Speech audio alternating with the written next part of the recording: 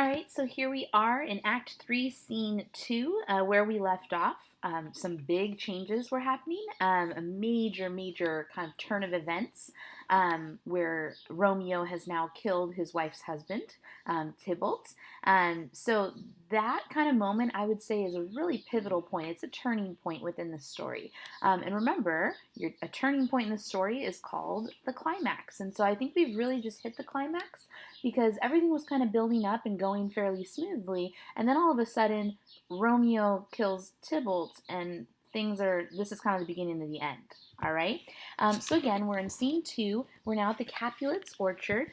Remember, Romeo and Juliet have been very recently married, but they really haven't even had their, wedding night because it was really too early in the day, and they have to be very secretive. So they probably are waiting for the cover of night. So we're in the Capulets orchard. Enter Juliet, and she says, "Gallop apace, you fiery-footed steeds, towards Phoebus's lodging. Such a wagoner as Phaeton would whip you to the west and bring in cloudy night immediately."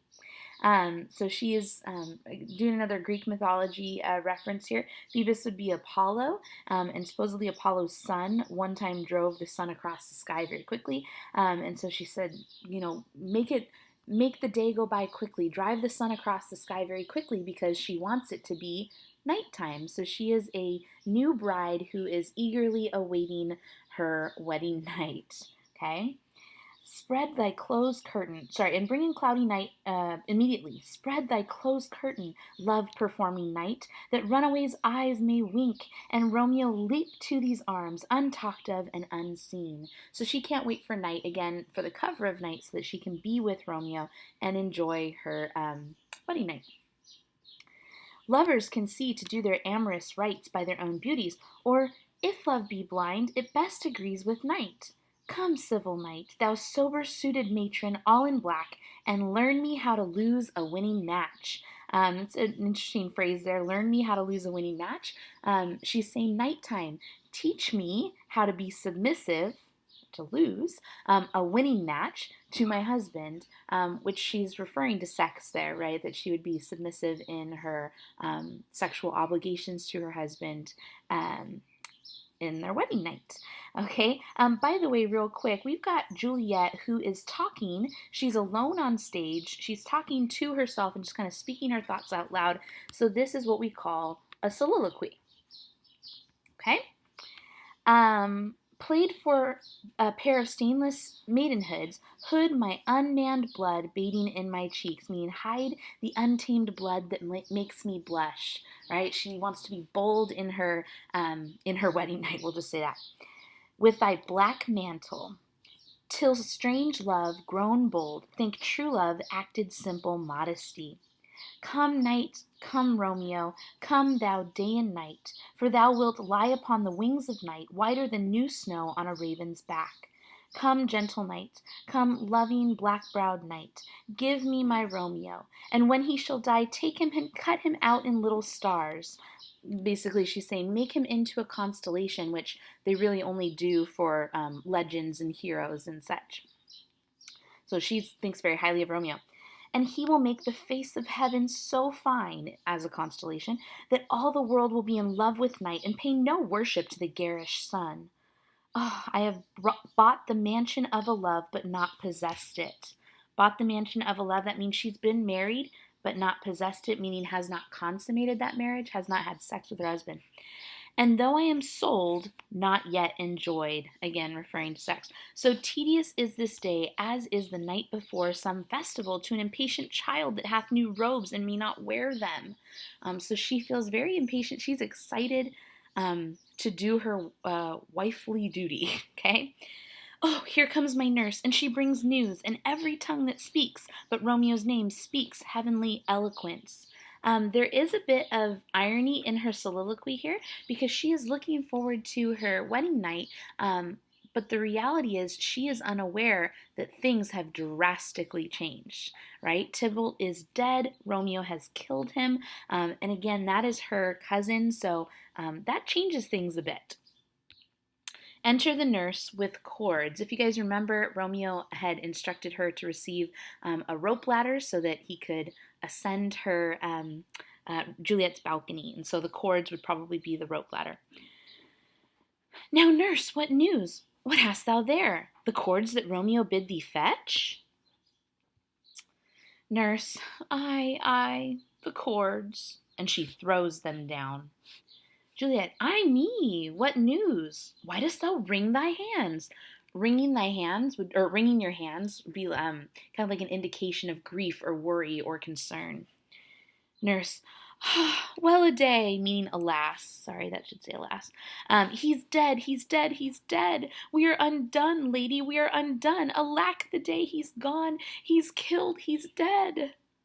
Juliet, can heaven be so envious? Nurse, Romeo can, though heaven cannot. Oh, Romeo, Romeo, whoever would have thought it, Romeo? Juliet, what devil art thou that dost torment me thus? This torture should be roared in dismal hell. Hath Romeo slain himself? Say thou but I, and that bare vow I shall poison more than the death-darting eye of cockatrice. I am not I, if there be such an I, or those eyes shut that make the answer I. If he be slain, say I, or if not, no. Brief sounds determine of my weal or woe. Nurse, I saw the wound, I saw it with mine eyes. God save the mark, here on this his manly breast, a piteous course, a bloody piteous course. Pale, pale as ashes, all bedaubed in blood, all in gore blood. I swoonded at the sight. Okay, we shouldn't necessarily be laughing about this, but there's an important question here. What is the nurse doing here in her words, and why is it so frustrating? Has she actually said who has died? If you notice, she mentions the name Romeo, but she doesn't say Romeo has died. Although, what do you think is going through Juliet's head right there? As she's talking about he's dead, he's dead, he's dead. Why would she have any reason to assume it was anyone other than Romeo, considering she is only focused on Romeo? So the nurse is really a bad messenger. If you remember even from Act 2, when the nurse came home and delayed the message of Romeo setting up the wedding, now she's really delaying an important piece of information here. Juliet is assuming that Romeo is dead, but we know that's not true. The nurse is just that bad at giving out information, okay? And so Juliet, again, assuming that Romeo's dead, oh my heart, poor bankrupt, break at once. To prison eyes, never look on liberty. Vile earth, to earth resign, meaning she's ready to die because of this news that Romeo is dead. End motion here, and thou and Romeo press one heavy bier, meaning if Romeo is dead, then stick me on the same funeral bier, which is a platform on which the corpse is displayed before burial.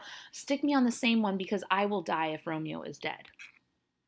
Nurse, oh, Tybalt, Tybalt, the best friend I ever had. And so finally she identifies that it's Tybalt who's dead. But hey, I didn't realize they were such good friends.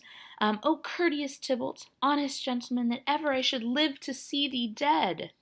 And now Juliet finally figures it out. What storm is this that blows so contrary? Meaning, wait, what did you just say? Is Romeo slaughtered and is Tybalt dead? So now she's like, is my husband and my cousin? My dear loved cousin and my dearer lord? Then dreadful trumpets sound the general doom, meaning let the apocalypse come. This is the end of the world if my cousin and my husband are dead. For who is living if these two are gone? Nurse, Tybalt is gone and Romeo banished.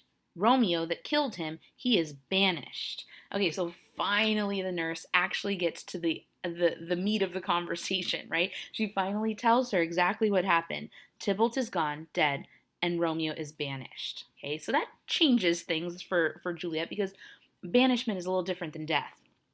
Juliet, oh God, did Romeo's hand shed Tybalt's blood? Yes, finally. Okay, nurse, it did, alas the day it did. Juliet, oh serpent heart, hid with a flowering face. Did ever dragon keep so fair a cave? Beautiful tyrant, fiend angelical, dove-feathered raven, wolvish ravening lamb, despised substance of divinest show, just opposite to what thou justly seemest, a damned saint, an honorable villain. O nature, what hast thou to do in hell when thou didst bower the spirit of a fiend in moral paradise of such sweet flesh? Was ever book containing such vile matter so fairly bound? Oh, that deceit should dwell in such a gorgeous palace. Okay, so I underlined quite a few words here. What do you notice about these words? This is a form of figurative language. What is the form of figurative language we have here? Well, I think it's a series of oxymorons, beautiful tyrants, right? Remember that Romeo had described love as in a series of oxymorons because it was so confusing, it was so incomprehensible. But now she's describing Romeo himself as both beautiful and ugly, right? As both angelical or angel-like and also demon-like. Okay, dove feathered, that would be white, dove feathered raven, okay, opposites. And so I think hers is a little bit different. She's not saying that he's confusing, but notice his first line. He is a serpent heart hid with a flowering face. Okay, I think what she's trying to say is like, I feel so fooled. I feel so misled. I thought he was a flowering face, but it turns out he has a serpent heart. I was, entranced by his beautiful cave, only to find out that he's really a terrible dragon. Okay, and so Juliet feels a little bit betrayed here. She feels a little bit, just fooled. Okay, and so I think that's why she's using these oxymorons to describe Romeo, because she feels fooled. The nurse. There's no trust, no faith, no honesty in men. All perjured, all forsworn, all not, all dissemblers, meaning all men are hypocritical liars. Ah, where's my man? Give me some aqua vitae, which literally means water of life, but she's asking for a nice strong drink. These griefs, these woes, these sorrows make me old. Shame come to Romeo. Juliet. Blistered be thy tongue for such a wish. He was not born to shame. Upon his brow shame is ashamed to sit. For 'tis a throne where honor may be crowned, sole monarch of the universal earth. Oh, what a beast I was to chide at him. Nurse, will you speak well of him that killed your cousin? Juliet, shall I speak ill of him that is my husband? Okay, so notice what happens when the nurse starts to speak ill of Romeo. Juliet had just spoken ill of Romeo, but notice Juliet's response when the nurse does it. What is Juliet's response to when the nurse speaks poorly of Romeo? Okay, so it is interesting to notice that Juliet kind of spoke kind of ill of Romeo, where she was calling him, a fiend and a tyrant and all that stuff. But then when the nurse says that there's no honesty in men, shame come to Romeo, Juliet jumps to his defense, right? Blistered be thy tongue for such a wish. So it was like, oh, it was okay when I said those things, but not so much when you say it. And let's see why as she continues on. Juliet says, poor my lord, what tongue shall smooth thy name when I, thy 3 hours wife, have mangled it?